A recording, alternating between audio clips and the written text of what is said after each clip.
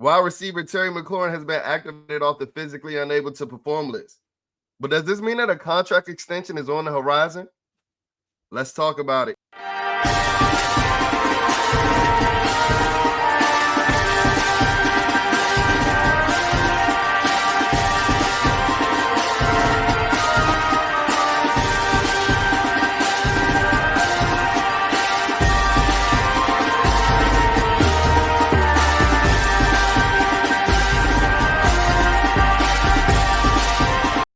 Good morning.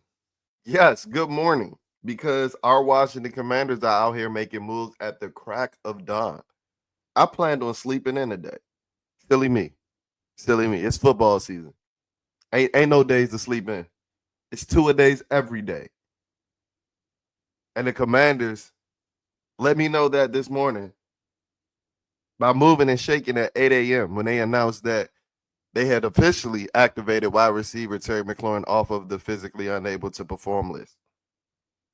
Now, I'm not going to lie. When this was first announced, please forgive me for being a little jaded from this whole entire contract saga, the standoff, whatever you want to call it.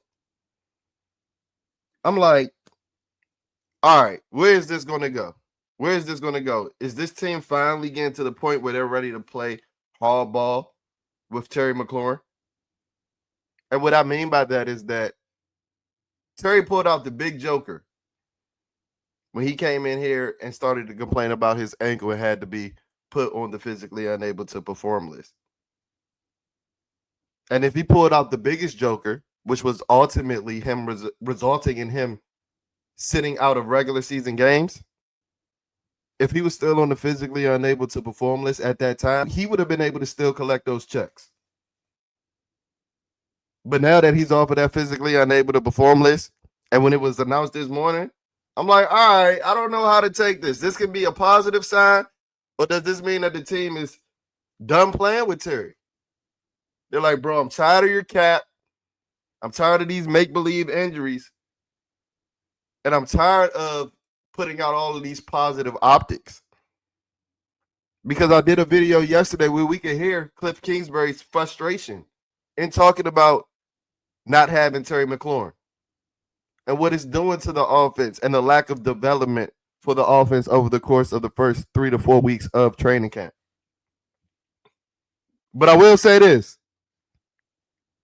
Let me find out Cliff Kingsbury got pulled like that.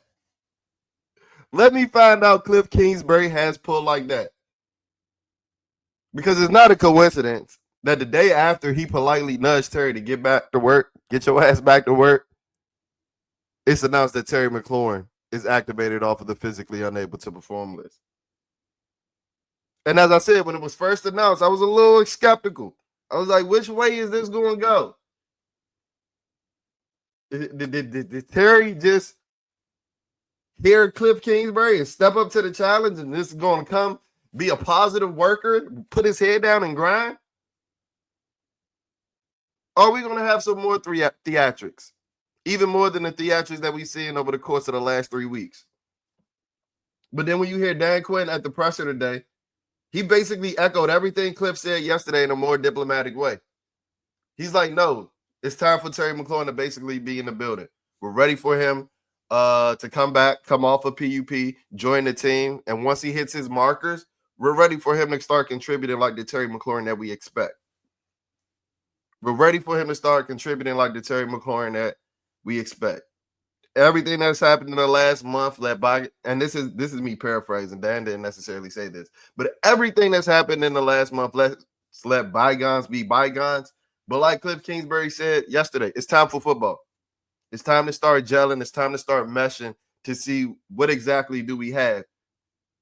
Because the New York Giants come boost the ground to Northwest Stadium in 22 days. And I'll say this. While I think that team is ass, that front four ain't nothing to play with. And you're going to need your whole plethora of weapons to put up some points on them. So I'm super excited. Terry McLaurin is back. Not just yet, though. Not just yet, though, because I didn't mention that Dan Quinn said that Terry isn't going to be, implemented right back onto the field. He still has to go through the wrap-up period, even if they think that ankle injury is capped. So he even mentioned why that it's not necessarily likely that Terry McLaurin plays in the third preseason matchup against the Baltimore Ravens. But to see my guy back out there donning that 17 in the burgundy and gold, I can't wait. I can't wait. Positive vibes this weekend to start for sure. And then when you see a report like this from Ricky Scoop over on X or Twitter, whatever y'all call it, and I know y'all looking at the screen right now like, Jalen, why are you taking reports and why are you taking news from a talking dog? Why are you taking reports and news from a dog with a New York Giants hat on? But trust me, if you know, you know. If you tapped into NFL social media, you know that boy Ricky, he rarely ever misses. And this episode isn't going to turn into a Ricky Glaze session, but when Ricky says something, you guys need to listen. I promise you that. Y'all know Bleeding B&G ain't going to be over here putting irreputable sources up on our videos. Ricky was out on the Brandon Ayuk news last year. Now, I'm not going to say that he hasn't had any misses, but his hit rate is crazy. His hit rate, Aaron Judge. His hit rate, Babe Ruth. And then after it was announced that the Commanders had activated Terry off of the physically unable to perform list, Ricky Scoops tweeted, "Spooky season is coming. Terry McLaurin will be getting a new deal from the Commanders worth $30 million per year, and the extension should be completed before the season as details are still being finalized. A new deal for Scary Terry is coming." So that even validates my belief that Terry's ready to play ball. Terry's ready to play ball, and even if it's a handshake deal right now, Terry has enough belief and enough trust in the front office to follow through with that handshake deal that he's about to start getting out there to practice. He's about to start getting out there to practice. And when I read that, I'm like, oh, no shit. Terry was activated off of that PUP list. He got the $30 million that he always wanted.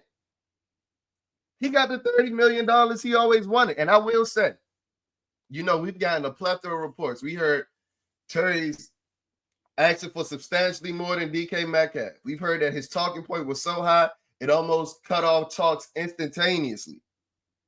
But I will say not only me, but a lot of people in the Commanders content community have always stuck with that $30 million as a sticking point.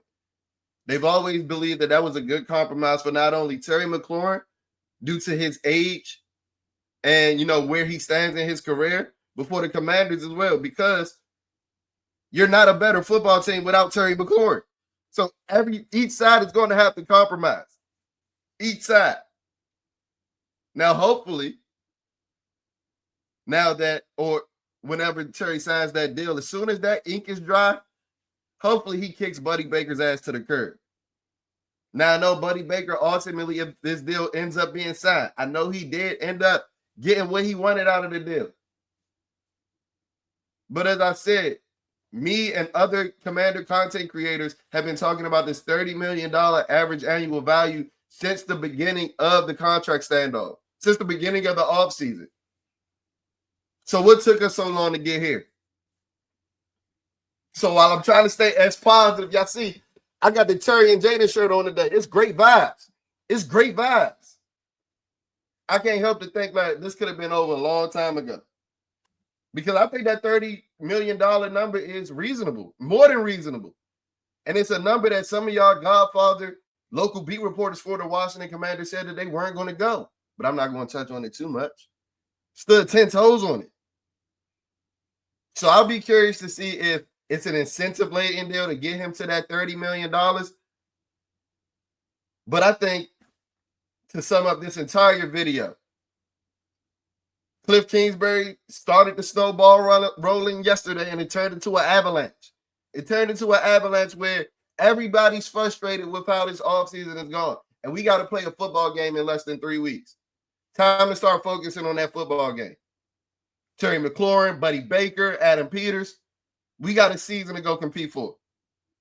And y'all not about to roll in the most promising season going into it that I've ever had in my entire life. Y'all not about to do that. So, yes, the sag is almost over. The standoff is almost over. One thing that I will say is I believe that Terry McLaurin is at least going to be a Commander for the 2025 season. I can pretty much say that with a lot of conviction. I can guarantee that one. And based off of what Ricky's saying, he might end up being a Commander for life, which we all ultimately want. I know we've had to critique Curry's game over the last couple of weeks, but we all ultimately want him to be a Commander for life because he's given so much to this franchise. And while the sag is almost over, I'm not going to say it's complete yet. I'm not going to say that this sag is complete yet until I see Terry McLaurin in between the white lines, head topping somebody, running by somebody, and building on that connection that him and Jalen Daniels started to build on, where he scored a touchdown in all of the 3 playoff games that we had. I need that. Inject that into my veins. Because the 2025 season is here. And now that Terry McLaurin is all aboard, we got all hands on deck. I'm ready. I'm about to go put on the helmet.